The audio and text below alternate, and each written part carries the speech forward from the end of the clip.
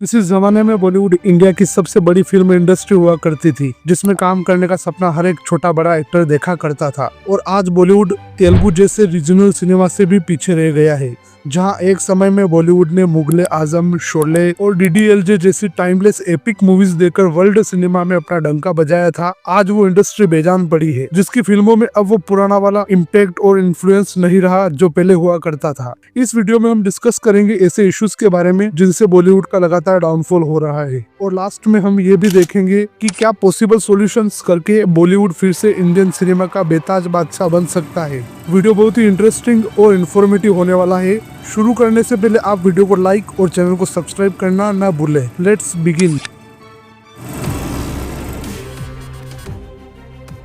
Last 10 सालों में बॉलीवुड ने 80 से ज्यादा रिमेक्स बनाई है, जिसमें से पोस्ट कोविड पीरियड के इस छोटे से टाइम स्पेन में ही 45 रिमेक्स बनी है। 31 मूवीज थिएटर में रिलीज हुई और 14 को तो सीधे ही OTT पर फेंक दिया गया। थिएटर में रिलीज होने वाली इन फिल्मों में से 29 फिल्में सुपर फ्लॉप रही। और लास्ट 10 सालों में रिलीज होने वाली रीमेक का बॉक्स ऑफिस पर परफॉर्मेंस देखे तो जिसमें कुछ एक ही ऐसी मूवीज शामिल है जिन्होंने अच्छा कलेक्शन किया और हिट हुई, जैसे सिम्बा, बागी 2 और कबीर सिंह।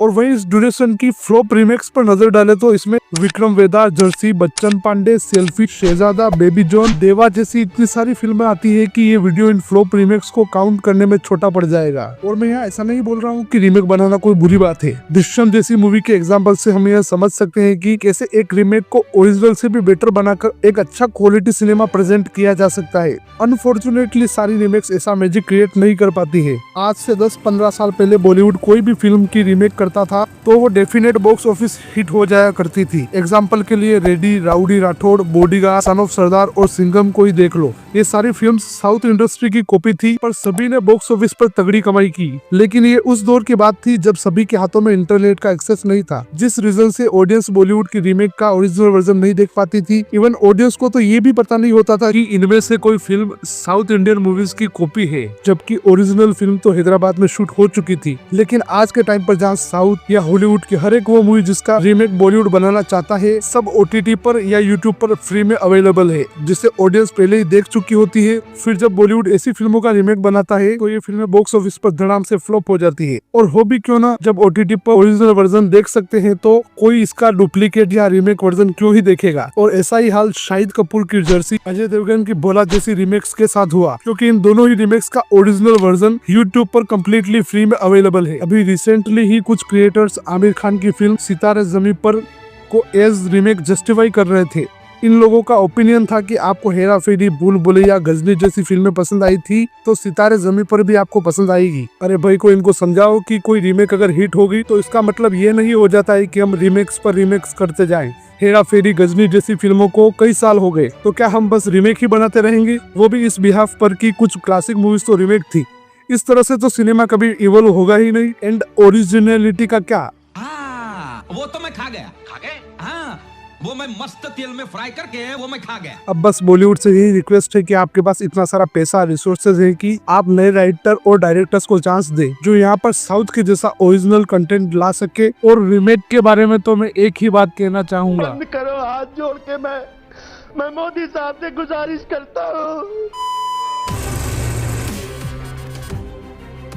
बॉलीवुड इंडस्ट्री रीमेक के बाद जिस दूसरे फैक्टर पर सबसे ज्यादा रिलाई कर रही है तो वो है ओल्ड सुपरहिट मूवीज का सीक्वल बनाना, या उसे एज फ्रेंचाइजी मूवी सीरीज बनाकर ऑडियंस को नॉस्टैल्जिया वाइब्स परोसकर बॉक्स ऑफिस पर पैसा छापना। और आज के टाइम पर तो सीक्वल और फ्रेंचाइजी का ट्रेंड बॉलीवुड में अपने पीक लेवल पर है। बॉलीवुड हर साल एवरेज 10 सीक्वल प्रोड्यूस कर रहा है, और इससे मेकर्स का सबसे बड़ा फायदा यह होता है कि ऐसा करके वो अपना एक सेफ जोन क्रिएट कर लेते हैं, क्योंकि सीक्वल किसी कल्ट क्लासिक मूवी का ही बनेगा और ये फिल्में ऐसी होती है जिसको ऑडियंस ने पहले बहुत पसंद किया हो। और ऐसा करके मेकर्स यह इंश्योर कर लेते हैं कि मूवीज में उनका पैसा जो लगा हुआ है वह वसूल हो जाए। 2023 में गदर 2 आई, जिसने बॉक्स ऑफिस पर भयंकर कमाई की, पर क्या ये फिल्म अपने ओरिजिनल गदर के जैसा क्वालिटी सिनेमा ऑडियंस को दे पाई? जवाब है नहीं। इसके मेकर्स ने वही फॉर्मूला अपनाया जो गदर के पहले पार्ट में ट्राइड एंड टेस्टेड था कि सनी देओल पाकिस्तान जाएगा, इस बार हैंडपंप नहीं सही तो बिजली की लाइन उखाड़ देगा, और जब तारा सिंह पाकिस्तान की एसी की तेसी करेगा तो ऑडियंस थिएटर की कुर्सियां तक फाड़ देंगे। और वैसा ही हुआ। गदर 2 में ना तो ढंग की कंटिन्यूटी थी, ना ढंग की स्टोरी, स्क्रीन प्ले कुछ नहीं था। सिर्फ नॉस्टैल्जिया इमोशन के चलते यह फिल्म सुपरहिट हो गई और सिनेमा में इसने ऐसा कुछ भी कंट्रीब्यूट नहीं किया जिससे कि सिनेमा और बेटर हो। ये सेम हालत है भूल भुलैया 2, भूल Bhulaiyaa 3, red 2, dream girl 2, Singham again, Golmaal 3 जैसे सीक्वल्स की। इनका भी सेम वही हाल है जो रीमेक मूवीज का होता है। पैसा तो कमा लेती है पर दर्शकों के दिल में जो प्यार सिनेमा के लिए कंट्रीब्यूशन की बात आती है तो सब खाली खाली दिखता है। तो रिपोर्ट्स की माने तो अभी 50 से भी ज्यादा सीक्वल्स पाइपलाइन में है जो अगले 4-5 सालों में आने वाली है। अब इस सीक्वल फटीग से निपटने का एक ही आइडिया है, ऑडियंस ऐसे बिना सिर पैर के जबरदस्ती सीक्वल बनाने वाले मेकर्स की मूवीज देखना बंद कर दे, वरना सीक्वल तो आते रहेंगे पर बॉलीवुड से सिनेमा गायब हो जाएगा। साउथ इंडस्ट्री में जहां ब्रह्मयुगम, RRR, कल्कि 2898 AD, मंजूमल बॉयज, प्रेमालू, हनुमान, थंगालान जैसी डिफरेंट जोनरा को एक्सप्लोर करने वाली मूवीज को बना रहा है, और इसके सामने बॉलीवुड को देखे तो रीमेक, सीक्वल, फ्रेंचाइजी और मास सिनेमा के नाम पर बिना स्टोरी वाली फिल्में चेपते जाओ। रिसेंट एक्सपेरिमेंटल मूवीज के नाम पर बॉलीवुड में केवल एक ही मूवी दिमाग में आती है, वो है ब्रह्मास्त्र।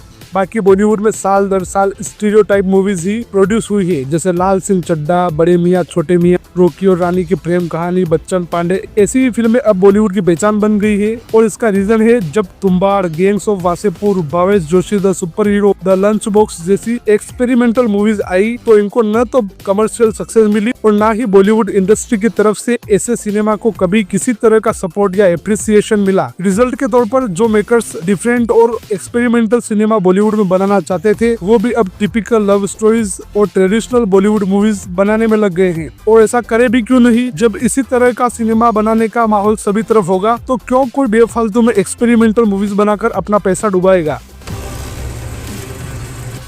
आप बस एक बार बॉलीवुड के सिनेमेटिक यूनिवर्स के बारे में सोचो, क्या याद आता है? रोहित शेट्टी का कॉप यूनिवर्स, YRF का स्पाई यूनिवर्स, मेडोक का सुपरनेचुरल यूनिवर्स। अब इसमें केवल मेडोक का हॉरर कॉमेडी यूनिवर्स ही है जो प्री प्लानिंग के साथ बना हुआ है। कॉप यूनिवर्स की फर्स्ट मूवी सिंघम और स्पाई यूनिवर्स की फर्स्ट मूवी टाइगर, जब ये दोनों फिल्में आई थी तब कोई प्लानिंग नहीं थी कि इनका एक सिनेमेटिक यूनिवर्स बनाना है। वो तो मार्वल की इन्फिनिटी वॉर और एंड गेम की ट्रेमेंडस सक्सेस के बाद बॉलीवुड वालों ने भी सोचा चलो भाई उठो अब एक यूनिवर्स बना लेते हैं। पर वेट, लेकिन एक सेकंड, नया सिनेमेटिक यूनिवर्स अनाउंस करके बनाएंगे तो साला पैसे कैसे कमाएंगे? तो किसी ने बोला होगा कहीं जाने की जरूरत नहीं है, आपकी जो हिट मूवीज है उन्हीं में से किसी एक को उठा लो और आने वाली कोई सी भी मूवी से उसको कनेक्ट कर लो और फिर जल्दी से सभी बॉलीवुड स्टार्स को सिनेमेटिक यूनिवर्स के नाम पर दिखाएंगे। तो फिर क्या था, बन गया कॉप यूनिवर्स, स्पाई यूनिवर्स, जिसकी हर दूसरी मूवी में अलग अलग फ्रेंचाइजी के हीरोज आ जाते हैं और एक दूसरे के साथ बचाओ बचाओ खेलते हैं। पठान मूवी में टाइगर को डाल दो और जब टाइगर को खतरा हो तब पठान को ले आओ। कभी सूर्यवंशी खतरे में आ जाए तो सिंघम को बुला लो और अर्जुन कपूर जैसे एक टुच्चे से विलेन से लड़ने के लिए कॉप यूनिवर्स के सारे कॉप्स को इकट्ठा कर लो और फिर देखो मजा।